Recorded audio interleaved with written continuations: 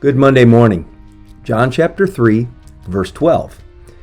But if you don't believe me when I tell you about earthly things, how can you possibly believe if I tell you about heavenly things? This verse is tucked away in the middle of a familiar passage, Jesus explaining to Nicodemus that he must be born again. At this point in their relationship, Nicodemus has not yet made a profession of faith. In chapter 7, we're going to learn that Nick finally does get saved. And in chapter 19, he took the body of Jesus after the crucifixion and prepared it for burial. But during this early point in their relationship, during this nighttime private instruction, their relationship was, one might say, adversarial. Here in verse 12, Jesus pointedly rebukes Nicodemus for his failure to believe. I've told you earthly things and you do not believe. Jesus tried to explain the doctrine of being born again in terms that Nicodemus would grasp. If Nicodemus could not understand Jesus' simple illustration about being born again, how could he grasp the greater and more abstract issues of spiritual regeneration? The problem was that Nicodemus' faith in Jesus was completely inadequate.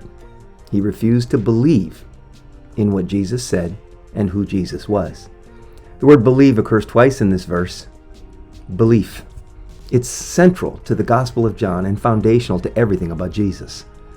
How will you believe if I tell you heavenly things? Since Nicodemus didn't grasp the illustration that Jesus had just given about what it meant to be born again, how could he come to grips with the greater realities about God's plan of salvation? If Nicodemus could not understand the concrete illustration that Jesus just gave him, how was it possible for him to grasp the abstract idea of new birth? Next problem, it was not intelligence, it was faith. Failure to believe is what Jesus is rebuking him for, not a failure to understand. Jesus has all the grace in the world for failure to understand. Why do you think he took the time to meet with Nicodemus privately late in the evening? Jesus introduced Nicodemus to the idea of regeneration, but this teacher of Israel, he simply refused to believe it. Refusal to believe is what Jesus rebuked Nicodemus for. Believing that Jesus is God and that we are in need of his salvation, that's at the heart of our religion. Jesus will spend all night helping you understand, but there comes a point where you believe or you don't. Jesus will always call out unbelief for what it is, just like he did here with Nicodemus. Once the gospel's understood, we either accept it or we reject it.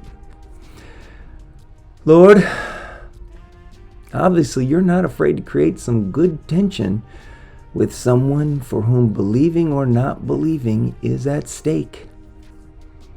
Help me today to be willing to do the same. Amen. God bless you. I'll see you tomorrow.